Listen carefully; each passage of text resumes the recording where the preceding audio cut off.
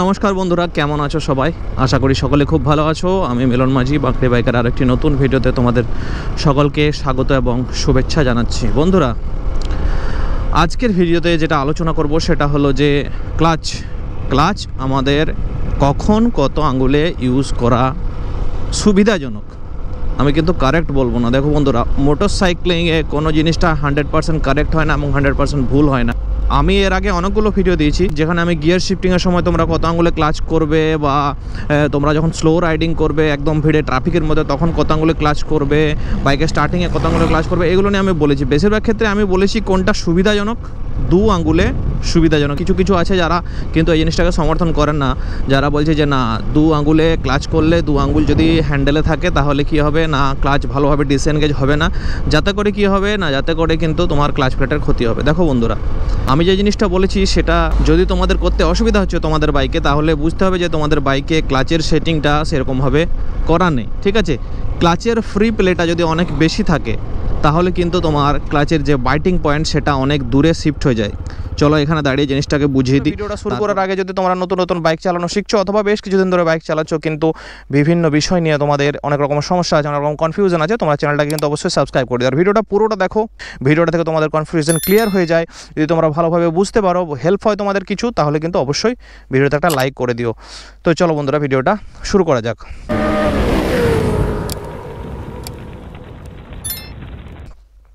দেখো, আমি যেটা বললাম যে মোটর সাইকেলিংয়ে কিন্তু কোনোটাই 100% কারেক্ট বা 100% ভুল হয় না।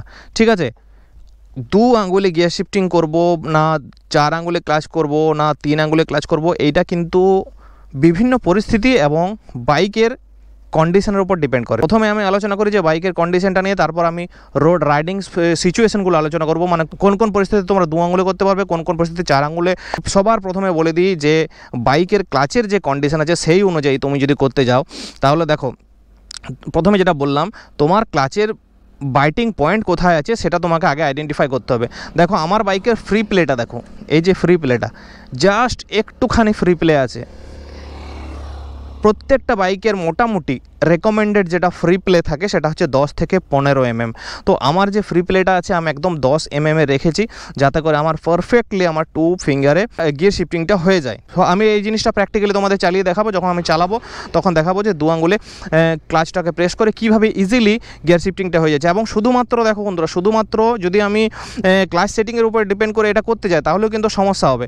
আমাকে প্রপার কম্বিনেশন করতে হবে, থ্রটল এবং ক্লাচের কম্বিনেশন, যেটা আমি কিন্তু তোমাদের অনেক আগে অন্য ভিডিওতে বলেছি।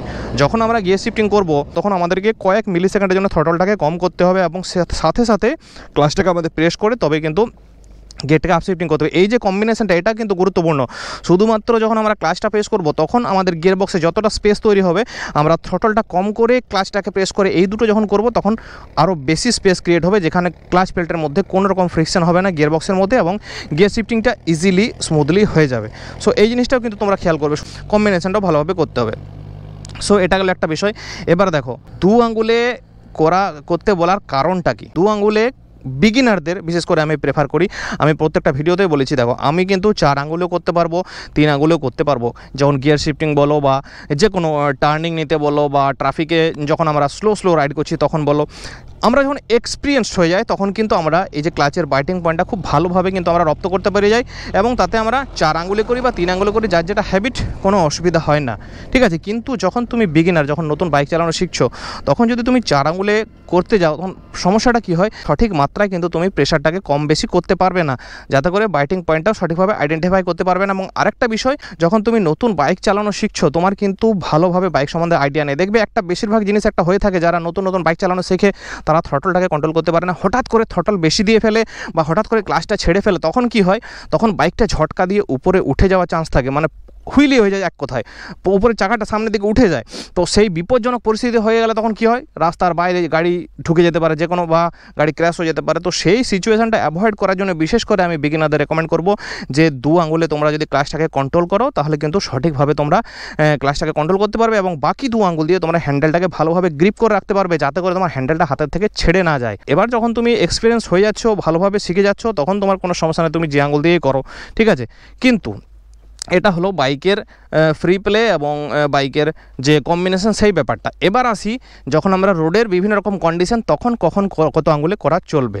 দেখো যদি ধরো ফুল ফাঁকা হাইওয়ে আছে, তুমি ফ্রিলি একদম হাইওয়েতে বাইক রাইড করছো, যেখানে তোমার স্পিড মেনটেন আছে 50-60 এরকম স্পিড মেনটেন আছে, সেক্ষেত্রে তোমার বেশিরভাগ তো ক্লাচ প্রেস করতেই হয় না। সেক্ষেত্রে তুমি যখন গিয়ার আপ শিফটিং করবে কোনো অসুবিধা নেই, তুমি ফুল ফিঙ্গারে করো, ঠিক আছে, 4 ফিঙ্গারে করো, 4টা আঙুল দিয়ে ইজিলি তুমি গিয়ার শিফটিং করো, তাতে ক্লাচ প্লেটের মধ্যে কোনো রকম ফ্রিকশনের ভয় থাকবে না।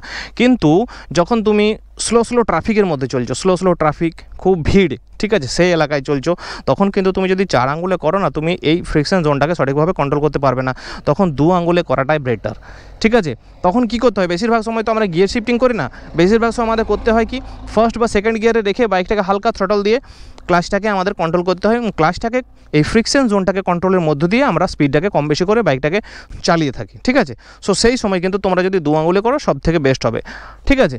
যখন তোমরা ছোট্ট জায়গার মধ্যে ইউটার্ন নেবে তখন এই 2 আঙ্গুলে ক্লাচ করলে কি হবে না, ফ্রিকশন জোনটাকে তোমরা খুব ভালোভাবে ইউজ করতে পারবে, এবং হ্যান্ডেলের উপরে গ্রিপ থাকার কারণে তুমি বাইকের ব্যালেন্সিংটাও ভালোভাবে করতে পারবে।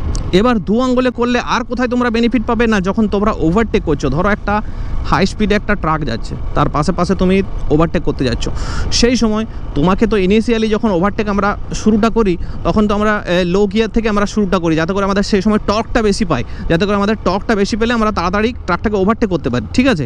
তো সেটা করার পরে আমাদের যখন টর্ক লেভেলটা শেষ হয়ে যায় তখন আমাদের গিয়ারটাকে আপ করার প্রয়োজন হয়। তো সেই সময় র্যাশ মুভমেন্টে তোমাদেরকে খুব তাড়াতাড়ির মধ্যে গিয়ার শিফটিংটা করতে হবে, এবং সেই সময় কিন্তু ওই 4 আঙ্গুলে করতে গেলে বুঝতে পারছি কেমন একটা সিচুয়েশান, তুমি ওভারটেক করছো, ট্রাক আছে, রিস্কি হয়ে যাবে। 4 আঙ্গুলে করতে গেলে হাতও স্লিপ করতে পারে, বাইকের ব্যালেন্সও সমস্যা হতে পারে। তো হ্যান্ডেল থেকে যাতে গ্রিপ না নষ্ট হয় 2 আঙ্গুল ধরে থাকো।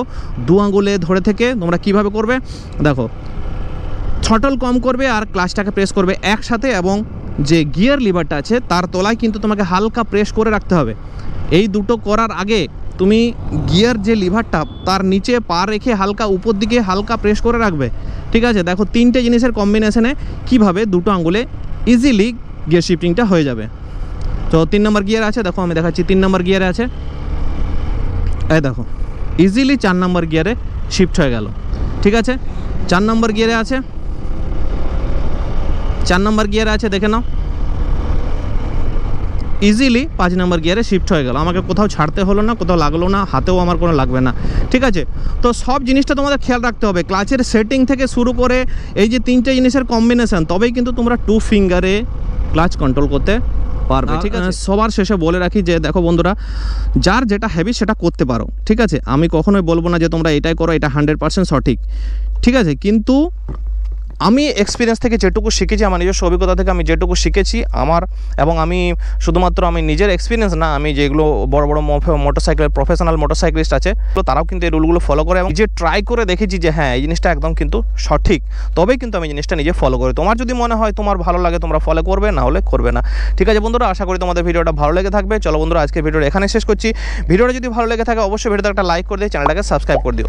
চলো বন্ধুরা, দেখা হচ্ছে পরের ভিডিওতে অন্য একটা টপিক নিয়ে। ততক্ষণের জন্য tata, bye bye, thank you, thanks for watching.